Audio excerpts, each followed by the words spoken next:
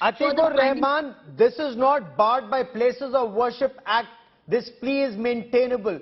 Hindus say it's one step forward in getting their right to pray. Absolutely. Why should Muslims object?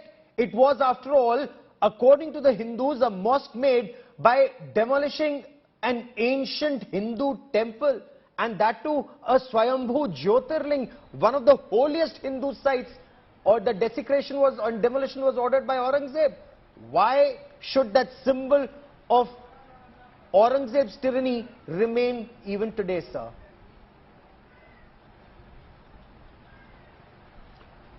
Gaurav, the bigotry which was committed by Aurangzeb gets repeated in this age when we are guided by the Constitution of India. That's problematic.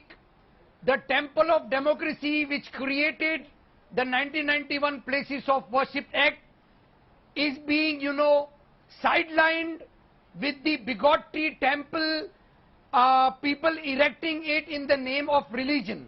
That's problematic.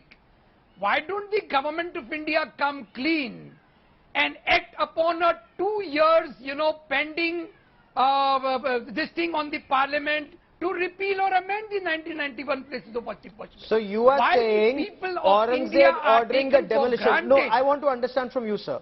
You are saying Atikur Rahman, a respected Islamic scholar, says Aurangzeb ordering the demolition of a temple is the same as Hindus approaching court with a prayer that please give us the right to worship.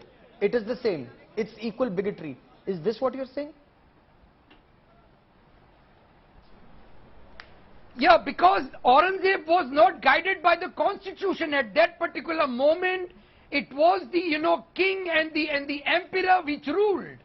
There was no book like a constitution. It's very disturbing that in the age of constitution, wherein we really treasure the parliament to be our temple, why are we going towards the bigoted elements? मतलब court जाना bigotry हो गया, CAA के खिलाफ agitation करना bigotry नहीं है, उसमें कुछ नहीं है, उसमें कुछ there you don't respect temple of democracy and there you don't respect act of parliament. Respecting an act of parliament is also selective. But let me bring in Shriraj Nair. Shriraj Nair, will Hindus stop at Kashi or Mathura, or will this fight continue to regain control of other temples demolished by invaders and tyrants? Mr. Nair. See, first of all, my salutations to the senior Jain Sahab and his son. Both of them have been rigorously fighting for the cause of liberating the Hindu temples. My salutations to both of them. I'm really happy that I'm sharing the studio the space with both of them. Second thing is we definitely believe this is the first step towards the liberation of our Gyanvapi temple, and we're also happy that the Places of Worship Places of Worship Act does not apply. Now, I was listening to my panelist, co-panelist Atikur Rahman.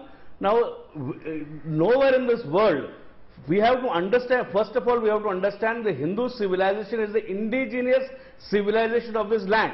How did Islam came to this land? We all know. And we all know who the ancestors are of Mr. Atikur Rahman and Mr. Waris Pathan. They are not Arab migrants.